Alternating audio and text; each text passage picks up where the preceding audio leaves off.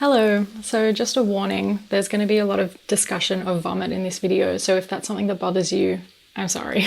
So I have emetophobia, which is an irrational fear of vomiting. Obviously I know that no one likes vomiting, but the point is that it's a phobia, which means that it's irrational. So with everything that I'm about to say, please keep in mind that it is irrational.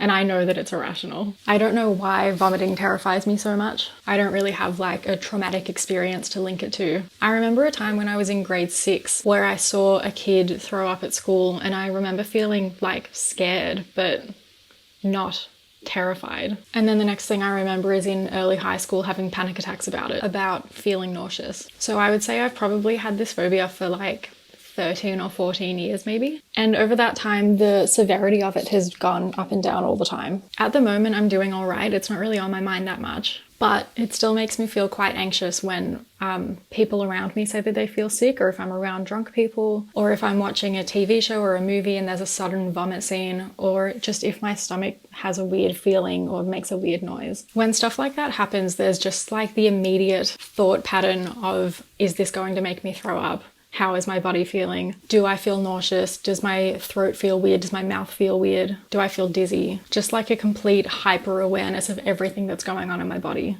Do I need to leave the room? Do I need to get some water? Do I need to go to the bathroom? If I'm in a place that's hard to leave immediately, like public transport or a cinema, where is the closest exit? How quickly can I get there? And that's when I'm doing well. When I'm not doing well, a lot of the time I can't eat if I'm feeling any kind of weird. I can't sleep. I can't leave the house. I find it hard to see friends or go to work sometimes, just because I'm so afraid of being in a situation where I might throw up. There's also a bunch of like things that I can't do at the moment, even when I'm doing well, because in my mind I just link it with feeling nauseous or having the potential to feel nauseous. Like drinking alcohol. I haven't had alcohol in 3 years. Even just like having one sip makes me like so anxious. Going on trains. I haven't been on a train in a couple of years probably. I did go on one once last year for like 3 stops, and then I got too anxious and had to get off. Trains freak me out because you can't get off in between stations. Like buses and trams, if you really needed to, you could go up to the driver and be like, let me off now. But on trains, you don't have that option. You're just stuck there. And my greatest fear, one of my greatest fears, is being in between stations and feeling like I need to throw up and not being able to get off. And I have the same thing of it with planes, which is obviously not really an issue right now. But before coronavirus, I couldn't go on a plane by myself. I always had to have someone else there to support me. I had a panic attack on a plane 3 years ago, and they've just stressed me out ever since. And also, like, this isn't such a big one, but I have to get my wisdom teeth out, and I've known for a couple of years, and I'm so terrified of the anesthetic making me sick that I just haven't gotten them out. But because I've had this phobia for so long, I've got a few little things that kind of help me cope day to day and function in my life. And with these things, I think it's important to remember that placebo can still work just as well as medical treatment.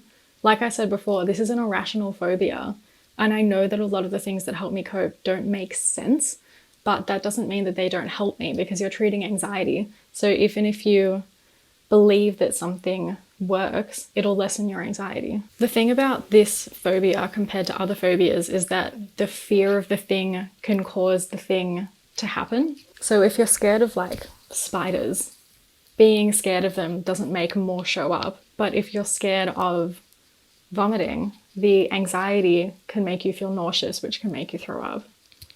So I would say it's a bit worse than other phobias in that sense. So these things that just help me day to day are always having water with me, always having a hair tie on me. I don't know if you can see, but I've got a little tan line from always having a hair tie on. I also always have those ginger travel sickness tablets with me, and I do have antiemetic tablets as well, but I don't really use them very often, which is good. And also drinking peppermint tea really helps. And it might, like I said before, it might just be the association between having peppermint tea, for example, and my anxiety lessening, but that doesn't mean that it's less effective. And in terms of long-term treatment, obviously exposure therapy is like the go-to for phobias, but the whole point of having a phobia is that you're too scared of the thing to expose yourself to it. I went to a psych when I was 16, I think, about this, and they mentioned exposure therapy, and I never went back. I also read a study the other day saying that eye movement desensitization reprocessing treatment is a good treatment for phobias, specifically emetophobia, which was very interesting, and that might be an option in the future. But I think that the thing that really helps me is time. I think that the more situations that I'm in that I'm scared of and then I end up okay, the less afraid I will be, I hope. That being said, I have thrown up since having this phobia, and I still have this phobia, so I kind of just wanted to make this video to raise awareness of what it's like to have a phobia and to live with a phobia, and also to show that it's not just being afraid of something. It actually is a disorder that affects people's everyday lives. It kind of annoys me when people are really scared of something and they say they have a phobia of it, because me having this phobia is so much more than just being afraid of vomiting. Like, it really does affect every part of my life. I struggle with just like basic functioning because of this. And it's always there, like it never goes away. Hopefully at some point it will take up less brain space, but I think that maybe this is the kind of thing that just like stays with you forever. Anyway, I hope this helped. I hope this was educational. And if you know someone who has a phobia, which you probably do, I hope this helped you understand them better. So thanks for watching, and I'll talk to you soon.